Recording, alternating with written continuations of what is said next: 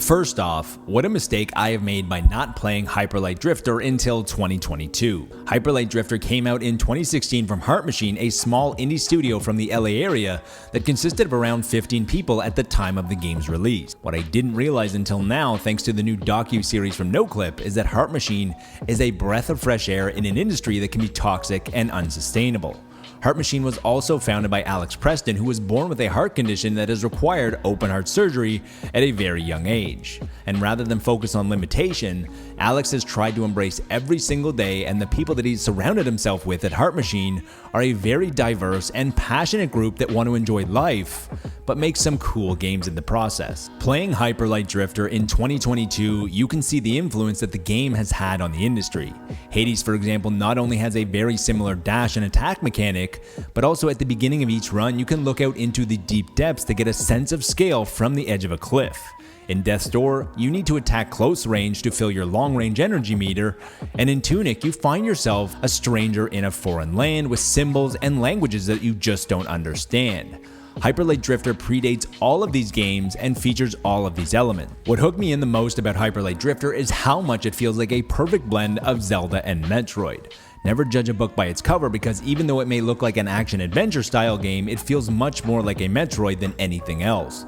The world is foreign, the atmosphere is desolate, and you feel isolated. Continuing down the Metroid path, Hyper Light Drifter features no dialogue or even one written word. You find yourself in the middle of an unknown world, and it becomes clear quickly that you need to find 4 parts of something, which is unmistakably a representation of the 4 chambers of a heart. The balance of the information the game relays to you is through audio, which is spearheaded by an amazing soundtrack that keeps exploring fun, but also lets you know when you are in the right area or going in the right direction. The audio also has the power to elevate story moments by knowing when to turn the music completely off, leaving only silence that is broken by the wind and your footsteps. Movement is the beating heart of Hyper Light Drifter, with a warp ability, and anything less than perfect execution of this ability and the game wouldn't work, especially with the level design where you're constantly finding yourself trying to warp from one tight platform to the next. Luckily, Hyper Light Drifter has a very sticky system built in that is going to stop you from going over the edge when you're close, but only for a moment. Continue to approach the edge without caution and you will go over. It also has a sticky system built in when warping to small platforms, eliminating a lot of the frustration without removing the challenge. Hyper Light Drifter may appear to be a very hack and slash type game, but it involves much more tactics. It may appear to be a very hack and slash type game, but combat is much more tactical. Your main form of attack is your energy sword, but attacking from your sword, you also gain bullets for your ranged weapon that begins as a basic pistol, but gets upgraded throughout the game, which creates this interesting dynamic between deciding when to get in close and when to attack from a distance. Rely too much on long range and you're going to be forced to get up close and personal. This 16-bit pixel art style feels inspired, but there are a few areas that feel limited by this choice. There are rare occurrences, but sometimes when you're looking for hidden paths or the right direction to go, it can be slightly difficult.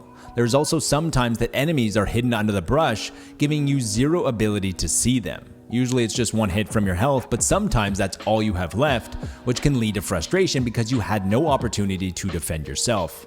Luckily, there is a great checkpoint system that starts you fairly close to where you died with zero penalty. At first, Hyper Light Drifter doesn't click right away. You aren't sure where you should be going first and what exactly you're looking for, but the farther your journey takes you, the harder the game becomes to put down. Creating a world like Hyper Light Drifter that makes you want to explore every nook and cranny is a testament to Heart Machine and their skill, because this is all done without a single line of dialogue or even a single written word.